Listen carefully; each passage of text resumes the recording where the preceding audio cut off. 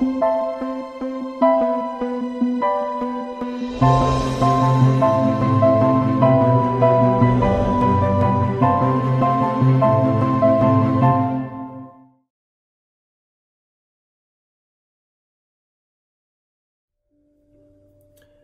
beautiful earth angel, beautiful soul. Welcome to my channel. If this is your first time joining me, welcome. I hope you stay. Whatever has brought you into this place, whatever has brought me into your awareness, thank you. Perhaps there is a message here for you or two, so I do hope you stay. If you do like what you hear, and my intention is always to provide to you higher consciousness information that I channel from higher consciousness, in order to help you become more aware of who you are, or in other words, in order to help us all wake up. And if you click the like button, it tells the algorithm that there is something worthwhile listening to in these videos, and it really helps me and my channel. And I would love for you to subscribe. I upload videos every week, pretty much every week. So if you are into wanting to know more about yourself, which at the end of the day allows you to be more in your own true power, then I would love for you to stick around and share this with a friend or two who you feel might benefit from this information. For those of you who are returning, thank you so much for coming back. As always, as usually lately, I will go through different piles and have you tune into what pile speaks most to you and see what messages are being channeled through to help you understand yourself better. And today's focus is going to be on transcending karma. And karma, essentially, I mean, there's many ways to what's the word I want to use? There's many ways to explain karma, but according to my understanding, karma is simply the story we tell ourselves. However, it is not usually a conscious story. It is an unconscious story that is energetically based, that we tend to carry with us from other lifetimes. And chances are, if you have been struggling with something all your life, if there is a particular area of struggle in your own personal life, and there's always a certain personal struggle that we all individually have, because at the end of the day, we are here to overcome challenges, overcome struggles, transcend our limitations. So there's something probably that you are struggling with or have been struggling with all your life. Chances are it is part of your karma. Now, my understanding is karma has nothing to do with you being good or bad. It is got nothing to do with that. I know some explanations do speak to that effect. I don't believe in that. At the end of the day, good and bad is something we label as human beings, and it's based on our perception.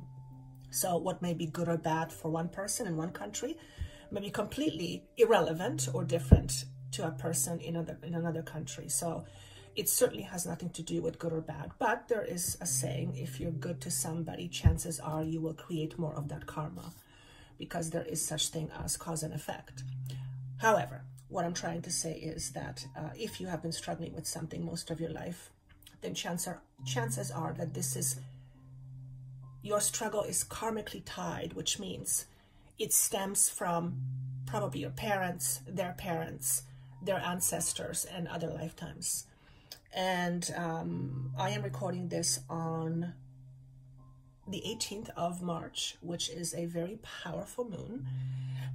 And it is essentially an energy of helping us break free from our karma, helping us break free from our limitations. And one of the things that I, in my meditation this morning, have realized, and I knew this, but this was another level of realization, is that part of my karma is to be afraid. How does that work, Joanna? Well, I have so gotten used to being afraid that it has become part of my identity. And I'll share with you something I have never shared with anyone openly. but it will help you understand where this feeling of scared comes from. When I was very young, one of the ways that someone very influential in my life wanted to keep me in line would often tell me that they would die and leave me alone. And as a very young child, it used to terrify me. And I could never understand in my own little mind, how could I be, what was so awful with me and about me that someone would want to die. And obviously it created tremendous level of fear. It created a lot of anxiety, and as a young child I had no tools to deal with that, but it was the person's projection, obviously, which is what we humans tend to do. But the point I'm trying to make is that from a very young age, I learned to be terrified. I learned to be afraid. And most of my life, most of my waking life, I was consciously aware of being afraid of people leaving me and leaving me by myself to fend for myself, where I had absolutely no ability, no tools, and no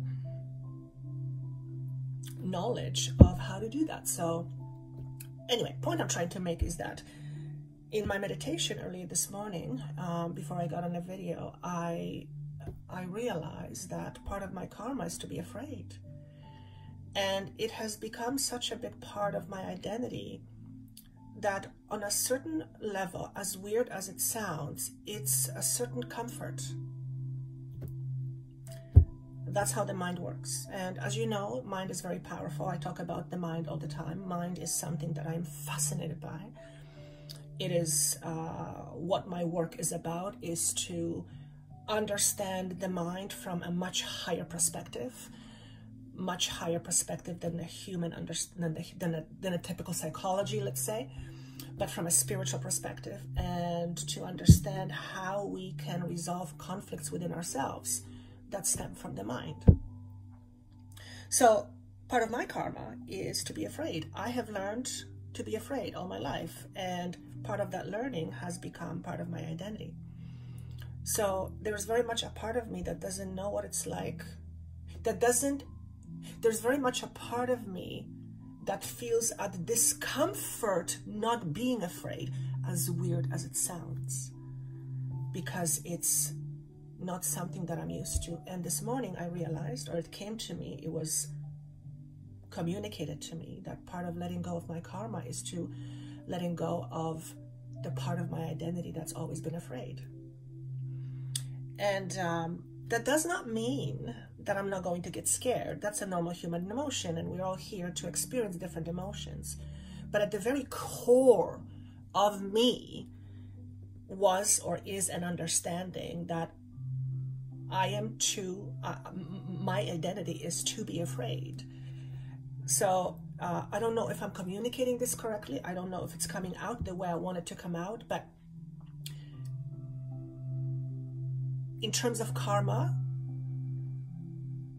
this is part of my identity that I am learning how to let go of. And if you have identified with something all your life or most of your life, even though you may hate it or you may not want any part of it, there is very much a part of you that's attached to it, whether you like it or not. And to release yourself from that, to let go of that, means that you begin to change the core of who you are, which starts with the understanding of yourself.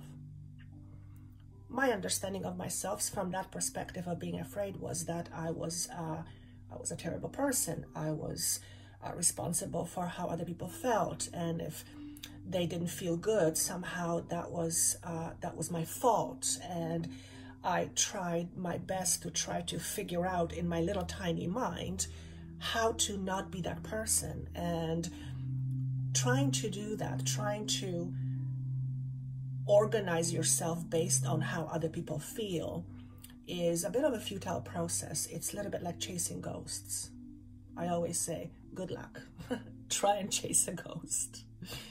So, why am I saying all of this? I'm saying all of this to help you understand that part of what is happening right now with you, perhaps, is you having realizations of some karma in your life, some understanding you have of yourself in your life that has kept you down, that has limited you, that has prevented you from being more of yourself, from experiencing more of life, from attracting more of what you want. And this fear of mine is, although it was triggered in this lifetime, comes from other lifetimes. You know, there's many lifetimes that I have seen where I've experienced loss of power and all those kinds of things. And essentially, at the end of the day, when we are fundamentally fearful, it does not allow us to be in our power. So yours may be fear, it may be something else. We will get into the piles to see what that may be for you. But I was guided intuitively to do these differently today. So what I'm going to do is I'm going to pull a card for each pile which has a name on it, and based on the word that you see, you're going to see if you're attracted to it or not. And then afterwards I will go deeper with more information and more channeled material and more cards to open up each pile.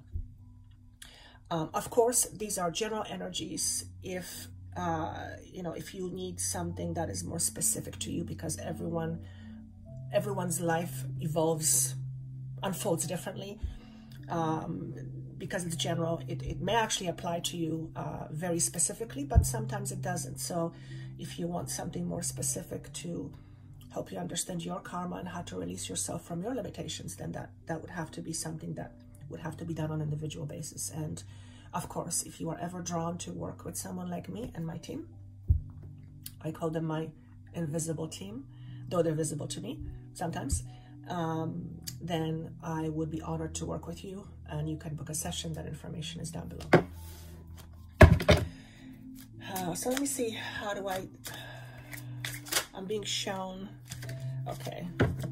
So didn't even start talking about the first pile, and the first card, it's not necessarily the first pile, but the first card that comes up is love. Okay. However, it does come up in reverse. So this is the first card. Okay, let's wait for the other two and see what you're drawn to. So we're going to the first pile, or the pile that is titled love, is going to be clearly talking about love or lack of love, all around love. Okay, so that's going to be one of the piles. Let's see what comes out for another pile. What is the most important subject that we want to talk about next? I'm actually seeing a card here. What does it say? Depression. Ooh, okay. So notice if you're drawn to this. So the first card was love. The second one is depression. That's almost pretty opposite. Okay. So that's another pile. Okay. Let's see what is the next pile. And then I will talk about each card individually, each message individually. Okay. Let's just, a whole bunch of things came off. What is the next important subject you want me to talk about? Pride. It came up in reverse. So we have three words. We have pride, we have depression, and we have love, which came up in reverse. Okay? So notice which card, which word, which message, which image you are being drawn to the most. Okay? Pride came in reverse, so I will talk about that. And also love came up in reverse. I will talk about that too. Okay? So we've got pink, red, black and white, and yellow. Okay. So I'm going to talk about each one individually. Let's talk about love. So this, if you're picking the card of love, I want to speak to you about lack of love in your life. But this isn't necessarily lack of love from another person, because I would say majority of you have people who love you. This is more about experiencing lack of love for yourself. When we experience, lack of love for ourselves, it simply means that we are at odds of who we are, that we are not in acceptance of who we are, that we are in disagreement of who we are and what we represent. And lack of self-love creates a whole bunch of problems. It, for starters, creates a story in our minds that we are not good enough, that we somehow have to prove ourselves in order to be loved, that we have to go over and above in order to experience what we all fundamentally need as human beings, which is love and acceptance. So if you have been drawn to the love card, you are likely, very, very likely, have been struggling most of your life with lack of self-acceptance, which is essentially the same as lack of self-love. Now, why do we experience lack of self-acceptance? Why do we experience feeling of not being in acceptance of ourselves? Chances are it stems from some level of rejection. Lack of self-love is part of my life's theme to understand and to work through and to transcend, so that I can help you if you are struggling with lack of self-love or lack of self-acceptance. To me, those are two very synonymous phrases, words. And my lack of self-acceptance, lack of self-worth clearly came from rejection. Constantly being told that I was not good enough, and constantly being reminded that life would be better if I was like somebody else. And at a very early age, at a very young age, I began to form a story which became part of my identity, that who I was not good. And therefore I had to become somebody else. So my entire life, up until very recently, I have struggled with my own identity, and always, consciously or otherwise, usually unconsciously, tried to fit myself into some box. If I could only just be this way, or if I could only just look this way, or if I could only have that, or if I could do anything other than who I am right now, everything would be okay. And my entire life, I was basically living against myself. This is you. This is you. Now, we're talking about letting go of karma. And perhaps this is part of your karma. Perhaps part of your karma is to understand that who you are is independent of anyone else. It doesn't mean that other people don't affect you, but who you are is who you are. Other people are who they are. But who we are, or our understanding of who we are, comes from relating with others. It comes from our relationships. It comes from our experiences. And this is how our identity is formed. We are born, I'm going to say essentially blank slates, although that's not 100% true. We are born with certain aspects that are kind of dormant, a certain genetic predispositions. And these things are like switches. They either stay dormant or they're switched on based on our circumstances. And it is now I believe, a pretty common knowledge that even when it comes to diseases of the body, when we are genetically predisposed, our genetic predisposition is only about 30%, which means there's a 30% chance of someone getting a certain disease. It's not necessarily that just because one is predispositioned and genetically they're going to get it. And how this predisposition is triggered into life is through one's experiences, is through one's circumstances, which is essentially our life and how we live. So, your karma, or what you are hopefully in a process of releasing yourself from freeing yourself from, is lack of self-love and lack of self-acceptance.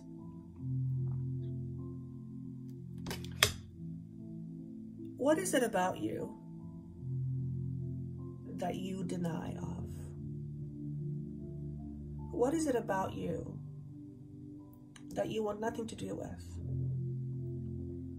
What is it about you that is of an inconvenience? If I could only just get rid of it, I would be better. What is it about you that you cannot stand? And here's why I'm asking you those questions. Those very aspects about you are there for a reason. And they're there in order to be a challenge for you to overcome, to see yourself on the other side of whatever it is that you see that you want nothing to do with. I'm getting an example. This is just a basic example. Maybe some ugly. I'm ugly. I'm hearing I'm ugly. Somebody feels they're ugly. Whether someone is ugly or not is a matter of perception. I have seen some pretty darn attractive people deem themselves ugly. And I have also seen some pretty, normal looking people, average, I would say, maybe even below average, whatever that means, think themselves as beautiful. So clearly, whether you are ugly or beautiful is a matter of how and what you think. And of course, how and what we think is affected by our society, clearly. It is affected by our relationships. It is affected by our environments and our experiences. Of course, yes, 100%. But at the end of the day, the last word is still always yours. So if you have, for example, learned to believe that you are ugly, whether you are ugly or not, that's not in question. The question is, if you believe that you are ugly, and of course I'm just using that as an example, because everyone is beautiful in their own way. But if you believe that you are ugly, rather than hating yourself, why don't you just accept it? Perhaps your ugliness, and again, it's a perception, is there to help you search deeper within you and find those aspects that are beautiful. Perhaps you are putting too much focus or attention on what's on the outside. And again, it's all how you see yourself. So that's just an example. Somebody out there is clearly thinking themselves of as ugly. Now, we live in a society right now where, unfortunately, we put a lot of emphasis on how we look on the outside. And let's not kid ourselves. Everyone wants to feel attractive. Everyone wants to feel attractive. Whether you're actually attractive or not is a perception. It's an idea. How you feel about yourself is something very different. And how you feel about yourself comes always from within you. Which means you have the ability to feel attractive, even though you have been looking at yourself thinking you're ugly. Again, that's just an example. But yes, we live in a society right now where the level of our focus on what is on the outside is far greater than on what's really on the inside. It's just, we live in that kind of society right now. There's no point in trying to, deny it. But you know what they say, beauty is only skin deep.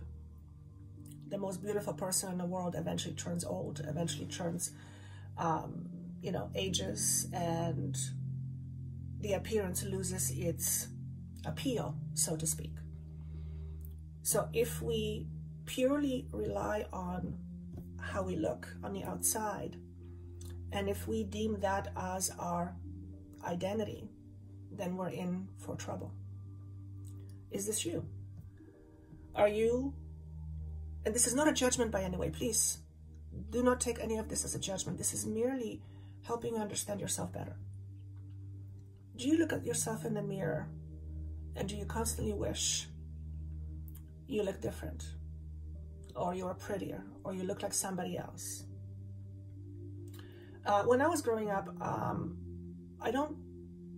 pretty sure the comparison was not made about me in terms of how I looked, but it was my behavior. And it was 100% projection from the person. I was just a normal kid. As a matter of fact, I was a pretty quiet kid. Well, I guess if you're scared all the time, you're going to be quiet. But I have also grown up realizing that, part of me trying to fit in and trying to be loved is translate itself into how I look and how I take care of myself. And there was a time in my life where I was pretty obsessed with my body, and I had huge body issues, body image issues. I still do to some extent. They're way, way, way better now, but it is, I'm not gonna lie, I'm very honest, it's a real struggle. So are you one of those people? Because at the end of the day,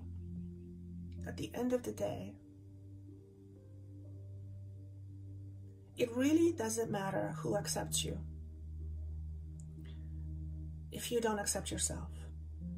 It really honestly doesn't matter. Because I'm sure there's many people who accept you and love you just the way you are.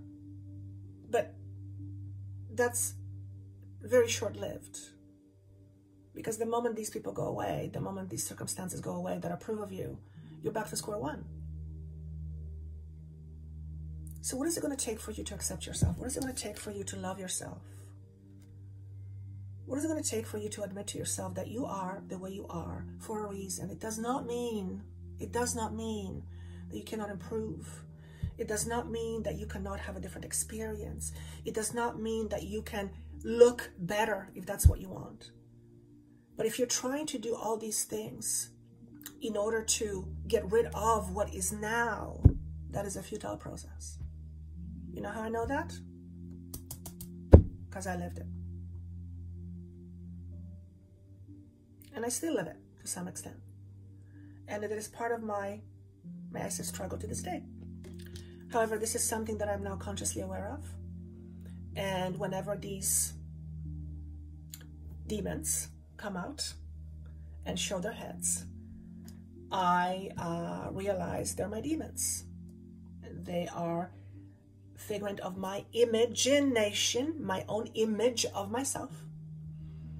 And I try my best to shift that. Now, I've been working with this for many, many years, decades in fact. And I am fairly good at shifting these things within myself. But even with me, I'm an expert at it. Sometimes it's a struggle. Okay, so I'm not here to say that you can get rid of everything. You cannot get rid of anything, first and foremost. There's nothing that you can get rid of as long as it's a part of you. You can shift it. You can change your perception about it. You can shift your vibration. But you cannot get rid of anything that is inherently a part of you. And the only way that you can shift and change it and experience it differently is first with accepting it in the first place. Okay? So if you are ugly, and that's just a metaphor for anything else that you're struggling with, can you find an acceptance of that within yourself? is there a part of you that can find an acceptance of you having this particular struggle in your life as part of your overall life experience in order for you to overcome it? Because if it's a struggle, and every struggle has two sides, it's the one that you're fighting against, and then there's the one that's freedom on the other side. But you cannot find freedom, you cannot experience freedom of that struggle unless you stop fighting it. The only way to experience freedom from your struggle is to overcome it, and the only way to overcome it is first looking at it with a certain level of acceptance. Okay? And that's not always easy. Sometimes we are born into circumstances or with certain even disabilities that are very hard that are very, very, very, very hard to accept. There's absolutely no question about that. Nonetheless, we either struggle with it and we fight with it every day, which takes tremendous amount of energy, or we release that energy into more productive ways by first accepting it, and then from a space of acceptance we do whatever is necessary to make that situation better. Okay, is this you? Maybe it's time to learn how to love yourself. Maybe it's time to stop looking for acceptance from other people. Now, I'm not talking about not being accepted by others. We all do. It is part of our humanness. We want to be accepted. I'm not talking about that. Of course, everybody wants to be accepted. And I would never say don't, try to be accepted. Don't try to be accepted. That would be a foolish thing to say. What I'm saying is, if we over-rely on acceptance from others, from the outside, then we really don't have that inner acceptance of ourselves first. And at the end of the day, remember, it doesn't matter who accepts you. It doesn't matter who loves you. It helps, yes, but it's temporary. It's like a Band-Aid. If you don't accept yourself, if you don't love yourself, it really is a short-term solution. Okay? Stop looking for approval. Instead, find ways to approve of yourself. Learn how to engage in a positive communication within yourself. Look at how you can prosper from within. What do I mean by that? How you can stand tall within yourself and be proud of who you are, regardless of where you're at. There's always something you can find within yourself to be proud of. Why? First and foremost, you're a human being. And for that, pat yourself on the back, because it's freaking hard to be a human being on this planet at this particular time. Any other times as well. But you're here for a reason. You're here to grow. And if there's anything that I've learned in my life, and I still have a while to go, I hope, is that looking for approval from others or relying on approval from others in order to feel good about myself is absolutely a futile process. It's a slippery slope, as they say. Okay. I'm going to pull a few more cards. What else is important to know for love pile?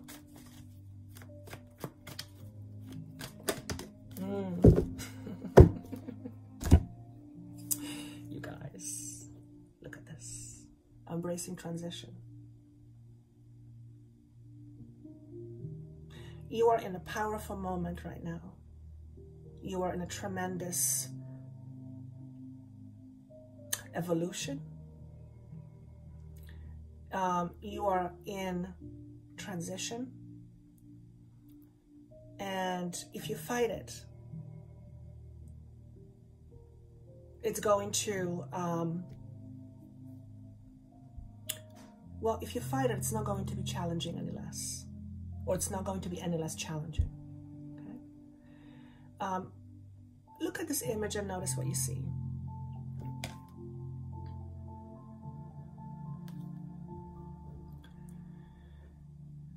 This being is encased. There is a lot of red, orange, and yellow So that speaks predominantly to the first 3 chakras. The green to me symbolizes that the first 3 chakras and what they represent need healing. In particular, your 3rd and 2nd chakra, which is your feminine energy and your masculine energy. And it's about bringing balance.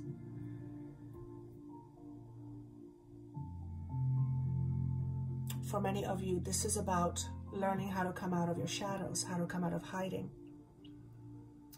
And I'll tell you one thing. When you don't accept yourself, you have a tendency to hide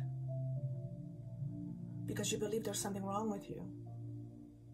You believe that there is something that is not worthwhile about you, that you are not as valuable, whatever words you want to use. I'm speaking from experience. And when you hide yourself, you're not going to be as willing to take chances at life. You're not going to be as willing to take risks, calculated risks. You're not going to be as willing to reach out and grab for something that you'd like to experience. You're going to hold yourself back. Okay? The number 62 speaks to me in several ways. First and foremost, 6 and 2 comes to an 8, which is a very powerful number. It's the number of strength in a tarot deck. Okay? 6 is all about balance. 2 is all about choices. This is a time to commit to yourself.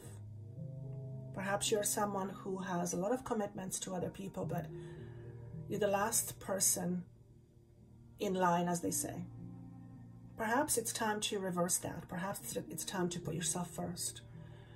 And I'm not necessarily saying being selfish, although the idea of being selfish has a skewed view in many people's minds. I'm not talking about being selfish. I'm talking about being selfless to yourself. What does it mean to be selfless to yourself? It's to give to yourself like you would give to somebody else. It's to take care of yourself like you care for somebody else. It's to nurture yourself like you nurture somebody else.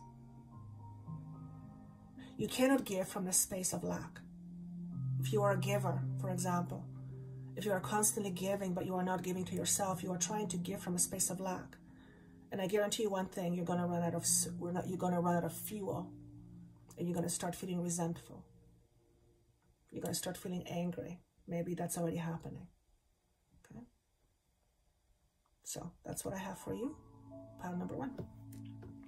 Powerful message. Okay. Pile number 2 was about is about depression. So in terms of your karma, here's what I want to say. Your karma is not to be depressed. However, there is something about your life that is causing you to feel depressed. Depressed feelings, depressed emotions. You're hiding from yourself. Why would you be hiding from yourself? It's a very interesting notion. You hide from yourself often. One of the reasons is because you don't want to see something about yourself. Why wouldn't you want to see something about yourself? Perhaps it's scary. Perhaps you've learned that something about yourself is bad. Perhaps there is a certain level of shame that you are carrying within you for whatever reason. But it is causing you to feel, well, depressed. So if you're drawn to this pile, what this is saying is that over the next little while, you have an opportunity to uncover the aspects of yourself that are, I'm going to say, making you feel depressed. What does that mean really, Joanna? What does that mean, Joanna? Well, it simply means that there are things within you that you are holding on to that are not allowing you to be the greater version of yourself. I call these attachments. you are still attached to aspects of yourself that are keeping you down, that are keeping you small, that are keeping you, I want to say the words indifferent, like you don't care. But I don't believe it's that you don't care. It's you've learned to tell yourself that you don't care because it's easier. Perhaps when you cared a lot, you got disappointed, you got hurt, you got taken advantage of, and you've decided not to care. But for 99% of you, 99.9% of you who identify with this, it's not that you don't care. In fact, you care very deeply. Okay? And maybe that's the first thing you want to come to terms with, that you are a very deeply caring person. And you cannot stop but care deeply. It's one of your best qualities.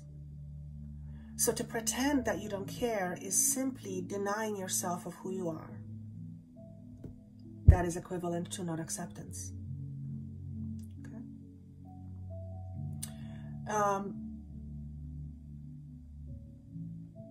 One of the things that I'm seeing for some of you is this depression is tied to use of alcohol or drugs. And why do we use these vices in unhealthy ways? Generally speaking, we use those vices in order to numb our feelings, to numb how we truly feel, to really numb what's going on deep inside. Why would we want to numb these things? Generally because they're too painful. They're too difficult. They're too hard to look at. They're not comfortable. But here's the thing. You can numb it all you want. You can try to cover it. You can try to pretend it's not there. It does not make it go away. It's still there, creating inner conflict within you, which affects you every single day. Okay? If you're identifying with this, and what I want to clarify is this is not about us once in a while having a moment where we feel a little bit depressed. That happens to everybody. I'm talking about chronic depression. When someone is chronically depressed and they can't seem to come out of it, it's whether it's rain or shine, they always feel like they're in the dumps. Life is always negative. Life is always feeling hard, that there is no purpose, there's no point. And there is absolutely a chemical component to it. There's no question about it. But our chemicals in the body are released also based on how we feel and what we think. So I'm not saying that there isn't someone out there who is experiencing depression because of their chemicals in their brain are not functioning properly, 100%. But it's more than that. So, if you are this person, if you are chronically depressed, if you've been battling with depression most of your life, and if you've learned how to numb it, whether it's through drugs, alcohol, some other means, some other attachments, you are being encouraged to gently, and I repeat, gently, take a look at yourself. What is really bothering you? Maybe you've buried it so deep you don't even know anymore. Maybe most of it is things we don't even remember. And some of these things are so deeply buried, it takes another person, usually takes another person to help us uncover it. The reason why this is being brought up clearly is because whatever this conflict is within you, whatever inner conflict is creating your depressed-like feelings, depressed-like state, you have an opportunity to bring it to light in order to release it. And we cannot really release anything unless we face it and unless we bring it into awareness. You cannot release something you're not aware of. You cannot release something that is out of your awareness, something that is not to your awareness.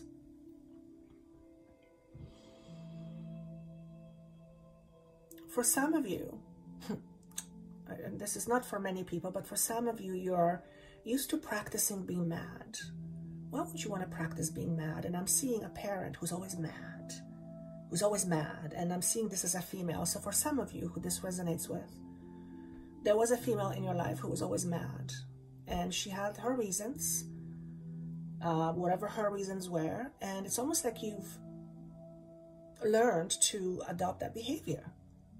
You've learned that, you've learned to practice being mad because that's just the way it was modeled to you. So some of your behavioral patterns when it comes to depression stem from your mom.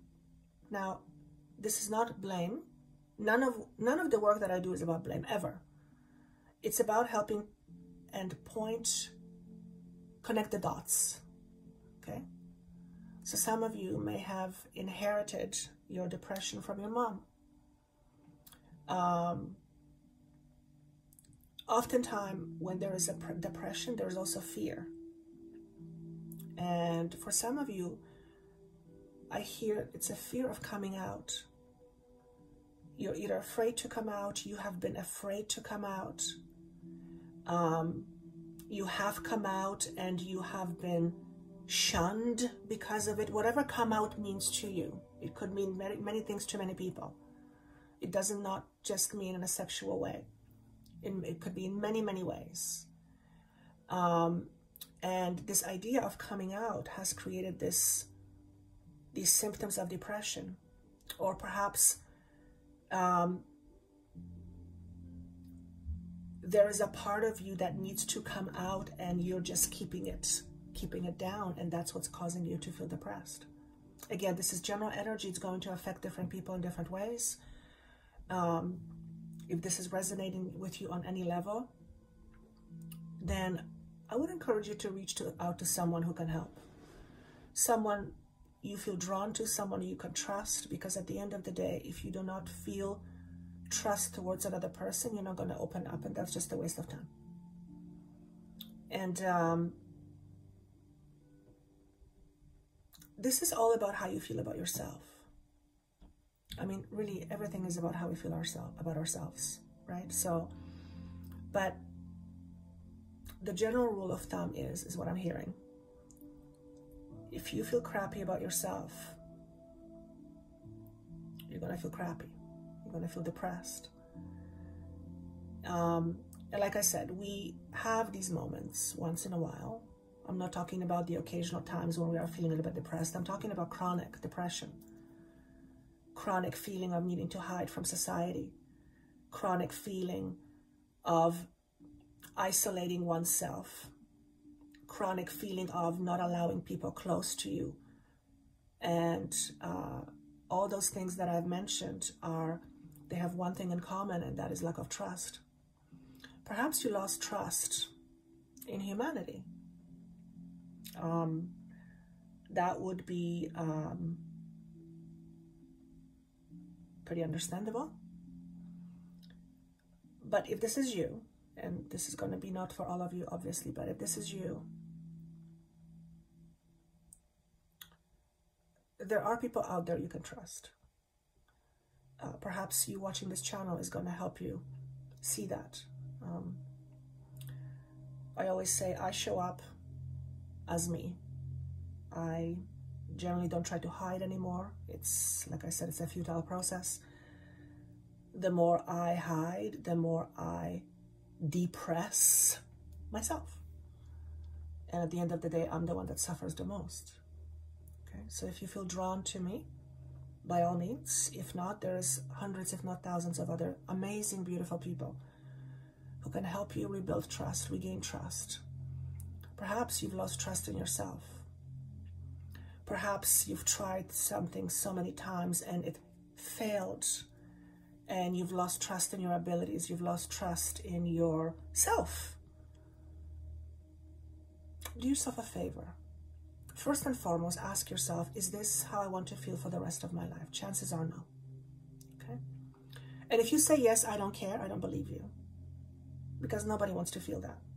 It's not a pleasant state of being. It's being depressed is against our true nature. Therefore, being depressed and staying there takes tremendous level of effort. But we've done it for so long, it just feels like second nature. So the first question to you is, do you want to feel like this for the rest of your life? The answer is probably no. Okay. And again, if you say yes, I don't believe you. If the answer is no, then the second question is, are you willing to do something about it? And I mean, are you really willing to do something about it? Because if you're not willing to do something about it, then wanting something is not, it's just empty. You can want it all you want. If you're not willing to do something about it, even the universe can't help you. Because to want something and to actually do something about it means you are energetically needing to realign yourself in order to experience a different existence. And no one, and I'm going to say this again, no one can energetically realign you. Yes, people can give you healing. I do energetic healings, yes, but at the end of the day, I can give you energetic healing. I can help you. I can push you. I can do all sorts of things. But if you keep on going back to doing the same thing, saying the same thing, behaving the same old way, there's nothing no one can do. Because you have free will. You're that powerful. So you are an energetic being. Remember that. No one has control over your energy but you. Now, I'm not saying that the outside doesn't influence your energy. Of course. I mean, of course, look what's happening in the world right now. We're all energetically, we're all affected. And it affects us very, very powerfully. But at the end of the day, whether we like to hear it or admit it or not, at the end of the day, we are making the conscious or usually unconscious choice of being affected by something or not. Now, some things we can't help but be affected by. It's just feelings are too strong. But at the end of the day, you still have the final say. And I hear someone saying, well, I can't help the way I feel. Well, actually, yes, you can. You just don't know how. You just don't know how. And that's different than not being able to. Not knowing how and not being able to are two different things. Because if you're not able to, then that's the end of the road for you. On the other hand, if you don't know how, someone else can show you. And perhaps by learning how, you can get yourself out of the situation. Again, I want to be very clear on this. Do not take any of this as blame or ridicule or criticism, because it's none of those things. My greatest joy, one of my greatest joys around, aside from my family and my son, is hearing and seeing people turn their lives around because of the information that I allow to come through me. I don't do it for them. I help them. I cannot change you. Doctor cannot heal you. Doctor can operate you. Doctor can give you a pill, but you have to take the pill and the body does the healing. So people facilitate, but they cannot do it for you. Are you willing to let someone facilitate your healing out of depression? Are you willing to see the sun? And that's obviously is a metaphor. Are you willing to see the light of day? Maybe you've been staring at the darkness for too long. These are all metaphors, and they're going to speak to each person individually. Do you care enough about yourself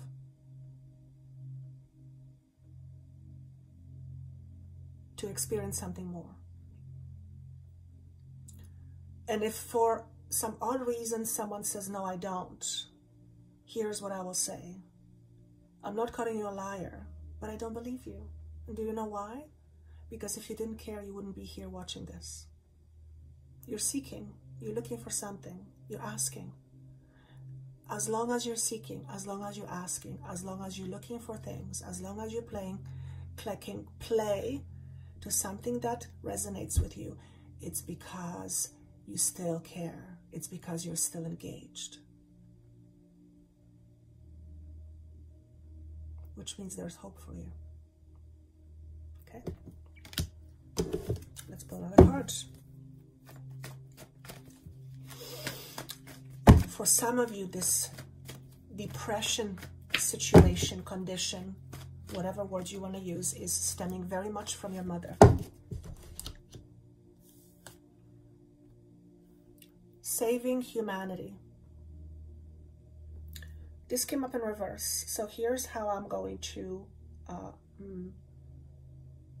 translate this message. Okay. Many of you have learned to really be responsible for others, far more than being responsible for yourselves. That does not mean that you are not a responsible person. It just means other responsibilities that are connected to other people and other things take precedence over your responsibility for yourself. Which means part of the reason why you are depressed is because you are not taking care of you. You are not feeling like you are in charge of you. You are not adequately taking care of you. Taking care of your needs, your emotional needs, your psychological needs, your spiritual needs, your mental needs, which is psychological needs, your perhaps even your physical needs, and you put yourself on the back burner.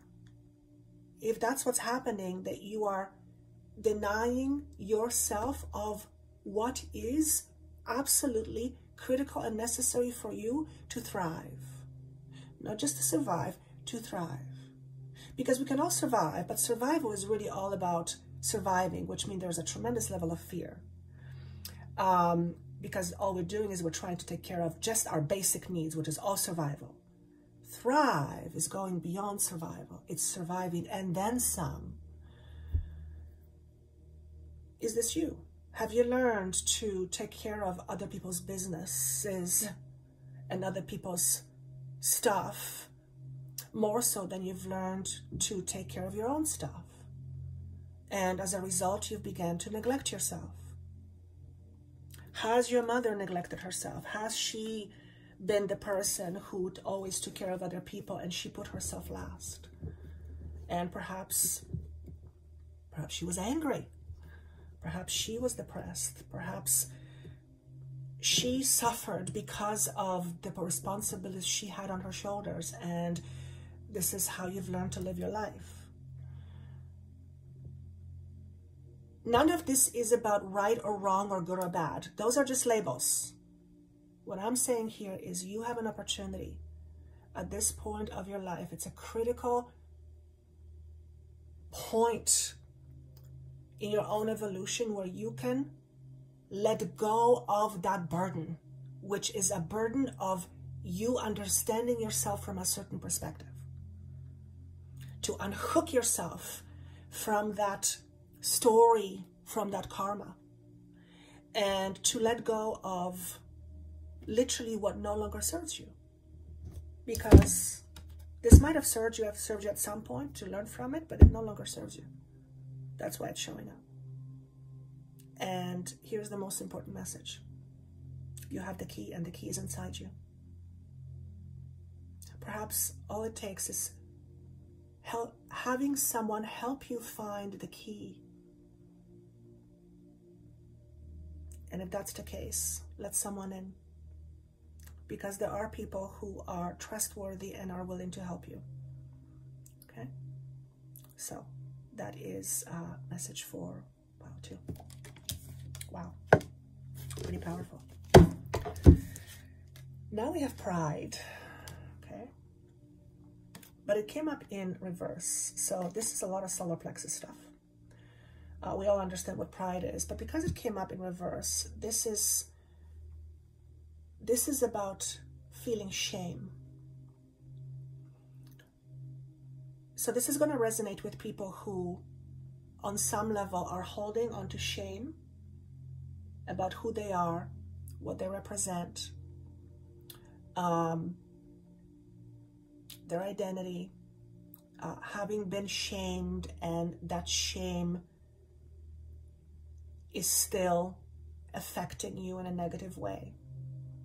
What happens is when we feel shame, when we perpetually feel shame, when we are attached to shame, we hold ourselves back, we limit ourselves, we don't allow ourselves to be seen. It also prevents us from feeling pride for ourselves. And I'm not talking about the pride, oh, look at me, I'm better than anybody else. No, that's a very insecure ego. I'm not talking about that. I'm talking about being proud of yourself, standing in your light, which is standing in your power. When we feel shame, we cannot do that. We do this. We shrivel up. We make ourselves small. We ridicule ourselves on a regular basis. We diminish our feats. We diminish what we do. I used to be that person. Every time somebody would say, oh my goodness, that's such a great thing you did, I would say, oh, no, it's no big deal.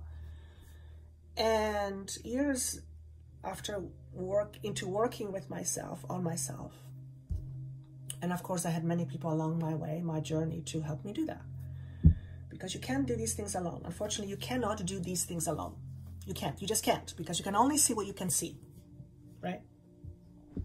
And sometimes you can't see the tree for the forest, or the forest for the trees. But I used to do that, and I'm sure many of you do that.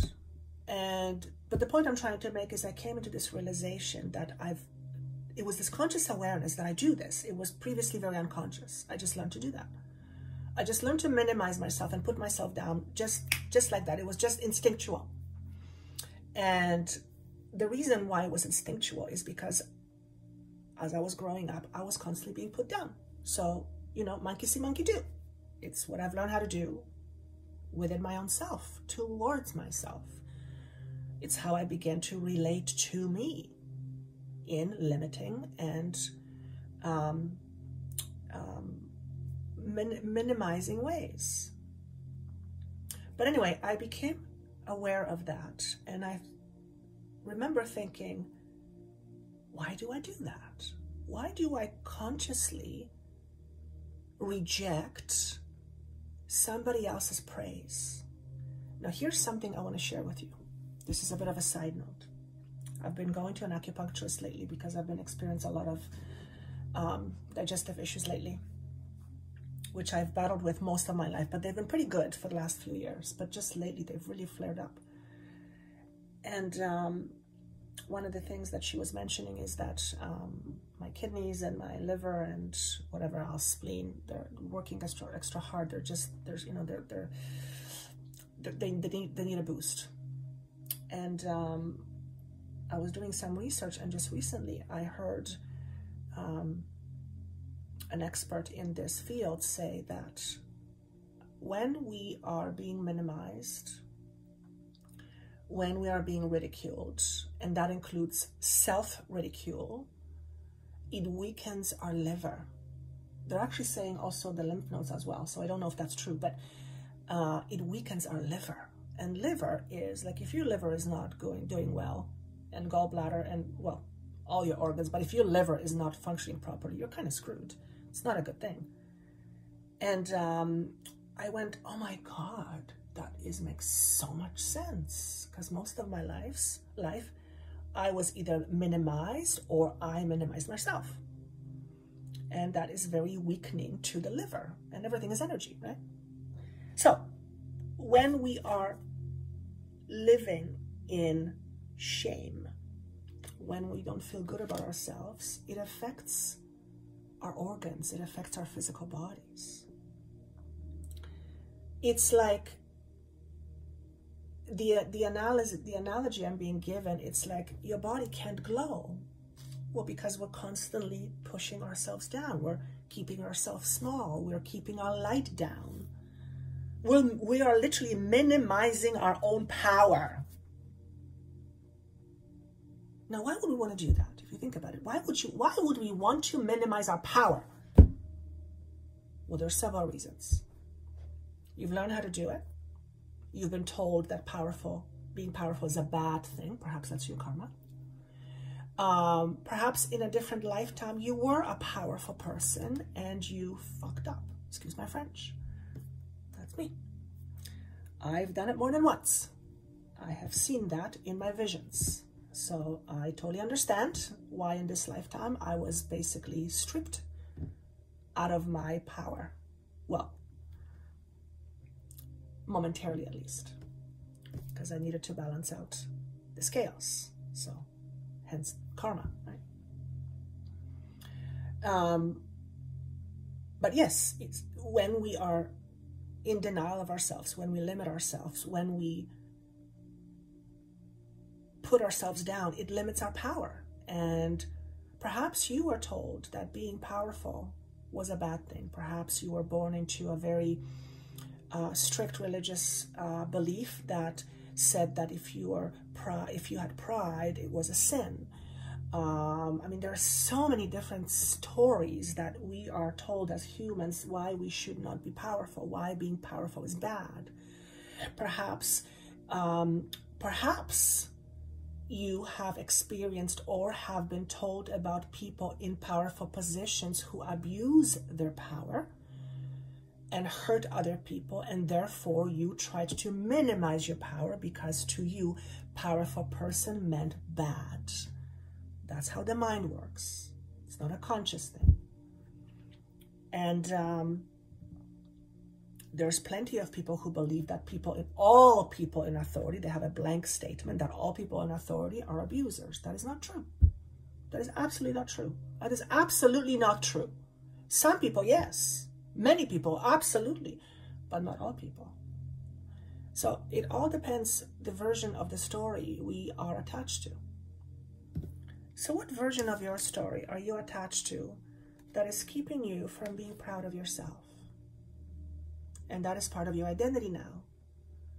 It is affecting you how you see yourself. It is affecting you what you attract into your life and don't attract into your life, and who you attract into your life. It affects you how you are seen. It affects you what you can accomplish. It affects your digestive system, like mine. It affects everything you do. Everything you do. So, what is it about you that you feel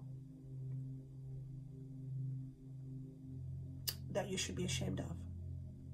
Or that you cannot be proud of? Or what is it about you that you feel you are missing in order to be proud of yourself? Because we can look at it from two perspectives, the human perspective and the higher perspective. My aim is always to help us look at our human life from a higher perspective so that we can have a higher experience as a human being, a more evolved, a more expanded experience as a human being. So if we look from a basically human ego perspective, of course there's many things that you're going to say you have missing. You're not this, you're not that, you don't have this, you don't have that. That's human, right? But you're human for a very limited time, and you're this particular human for a reason. Your soul has chosen this particular experience for a reason. And I just heard, rise above it. So if you feel that you are missing something, if you believe that there's something wrong with you, if you believe that you are not enough, your job right now in terms of releasing karma is to rise above it, is to see yourself beyond what you are currently seeing, which means in order to see yourself beyond what you are currently seeing, you need to learn how to step outside of yourself and see yourself as more. They're asking me to define stepping outside of myself, or stepping outside of yourself. Basically, to step outside of yourself is to look at yourself from a different perspective. And sometimes we can do it alone, oftentimes we can't. I happen to be very good at it. Again, it's what I do. I'm an expert at it. It's part of my gift. It's what I was born with, apparently, is I can see these things. I can see a person for who they are, not who they think they are, but I also see how they think of themselves. And then I can share with them what I see.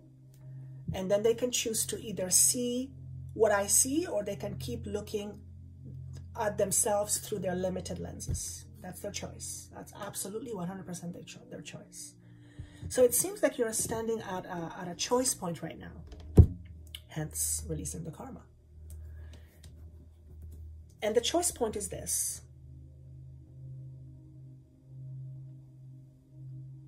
On one side of the choice is seeing yourself small as you are. And on the other side of this choice point is seeing yourself as more than what you are currently seeing and what you have been used to seeing about yourself. When we are used to seeing ourselves in a certain way, it becomes an attachment. It becomes part of our identity. And remember what I said at the very beginning. Letting go of our identity is not an easy task because it is attached to how we think, how we feel, how we behave, and basically all that we do, say and do. So to let go of that identity means to let go of how we feel, how we think, and how we behave. And because most of these things are, for the most part, unconscious, that means that there's a certain level, a massive level of consciousness that has to be brought into our awareness. Which means in order to let go of part of our identity, we have to become much more aware. And I always say, with awareness, anything is possible.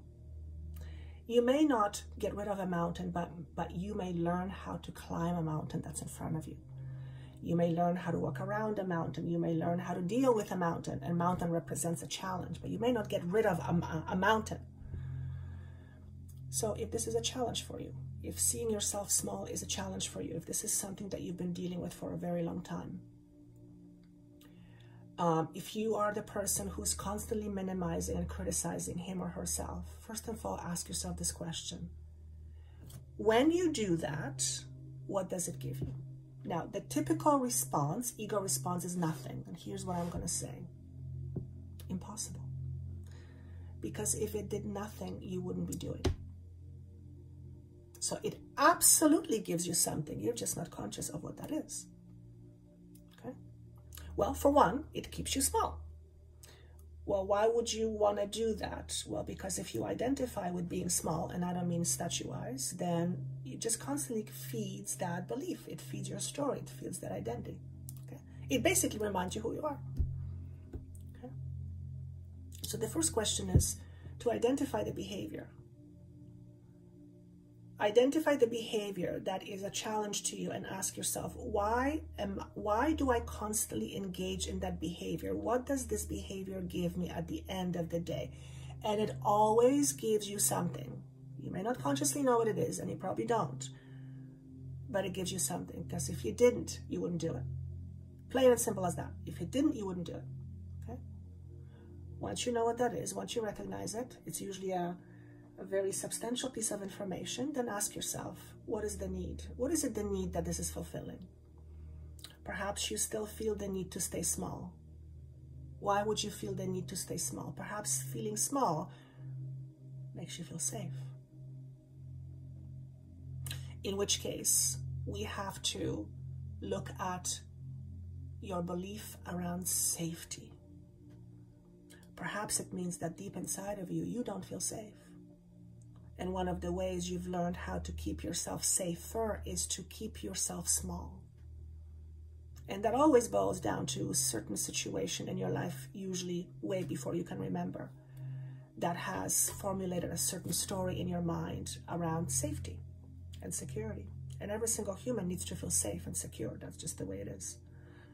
So this is not about letting go of security. This is about letting go of your idea of security and safety. We all have our ideas of what safety is and what it feels like and what it looks like, aside from the very basic food and shelter. Okay. So let me pull out some card for pile number 3. What else do you want to know? Interesting. We have open contact and we have balanced relationship, but it's in reverse. Okay, so this is really interesting because it's 88 and 89. Wow, look at that, 88 and 89. Okay. Also,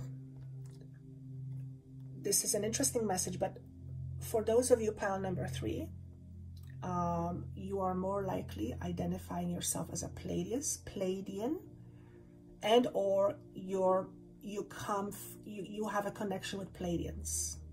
Okay. Also, you're one of those individuals who has the ability to connect with other beings, and it looks like the Pleiadians are making themselves known here.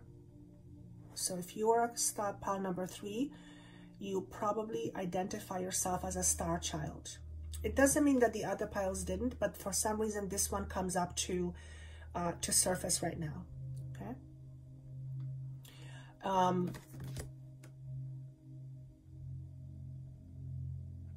It's important for you to acknowledge your humanness. Your humanness is here to teach you who you are and who you choose not to be. So as long as we identify who we are and we ask ourselves the question, do we choose to continue being the way we are? Then we can move on to having a different experience. I'm not going to say being different, I'm just going to say having a different experience. What else am I getting from this? The ego is being very much, again, highlighted here. So pile number 3, there's a lot of you who I would suggest working with your 3rd chakra. Okay, so the 3rd chakra is your solar plexus. This is where this is where we hold our power. If we keep ourselves small, if we are not proud of ourselves, we basically stifle our fire. Okay, so many of you are probably feeling stifled inside, which means you're not truly being yourselves. And I just heard again. So some of you've dealt with this in previous lifetimes where you've kept yourself down, you've minimized yourself, you've dimmed your light, and you're coming back into this human existence, recreating certain conditions to feel a certain way in order for you to overcome it. So this is a very loud message for you. Okay, well, karma. Okay, balanced relationships. So first and foremost, this is about speaking. This is speaking of relationship you have with yourself first and foremost, and the relationship you have with yourself is always going to affect relationships you have with others. So it's very important to look at your relationship with yourself right now from the perspective of karma. How you treat yourself, how you see yourself. What do you believe about yourself? What do you believe you are lacking? What are you in denial of? What do you... what am I hearing? What do you assume of yourself? Okay, that's what's coming. What do you assume of yourself? I'm not sure how that feels. What do you assume of yourself? What do you want? What do you want? How do you want things to be different? There's a balance, rebalancing that needs to happen, needs to happen inside of you. And when we are out of balance, it means that we are generally in inner conflict. So it's about recognizing your own inner conflict. What are you conflicted with inside of yourself? So you have one aspect and you have another aspect, and those aspects are conflict. We have many aspects, but that's just a generalization. Okay. The other thing I'm hearing is, let them help you. You have access to higher beings. You have access to other dimensional beings. they can't help you unless you let them in. And if you don't believe that you have access to this help, they can't force themselves on you. And if you don't believe you have access to these beings, you're not going to seek it out. So very interesting message for pile number 3, because this is definitely transitioning into a territory of speaking to different beings in different dimensions, and you absolutely 100% have the ability to do that, especially if you're pile number 3. So on one hand, you're dealing with minimizing yourself, but on the other hand, you have access to all these wonderful beings who have a lot of amazing information for you that can help you. But if you don't believe in yourself, if you don't believe in your abilities, if you don't believe that you have access to this, which everybody does, by the way, then you're not going to make any use of it. Not only for yourself, but maybe for helping others as well. Okay? So make yourself open. Allow yourself to be open to this guidance by first seeing the conflict you have within yourself that is standing in the way of you accessing this guidance. Okay? And I believe it is happening. Well, it's not going to happen to you just because you're going to make it happen, but there is some form of releasing ceremony that you will be doing. Perhaps you are going to be doing the breathwork ceremony that we are doing on the 19th of March. Perhaps some other ceremony, but you will be definitely looking at releasing some inner conflict and welcoming this guidance. For some of you, you already have this guidance around you, you know about it, but you're not really engaged with it as much as you could be. Okay. And again, if this is all general, if you feel like you would like to get something that's more specific to you, I would be, and my team, honored to be a part of your unfoldment. And that information is down below. Thank you so much for spending your time with me. Please click like, subscribe, click the notification button. It tells YouTube that there is this is something worthwhile watching. Share it with a friend. It really would help me grow this channel. And at the end of the day, the more individuals can access their own inner power, the world becomes a better world eventually. Okay? So thank you so much for spending your time with me. And I look forward to seeing your comments and see you soon. Take care. Bye-bye.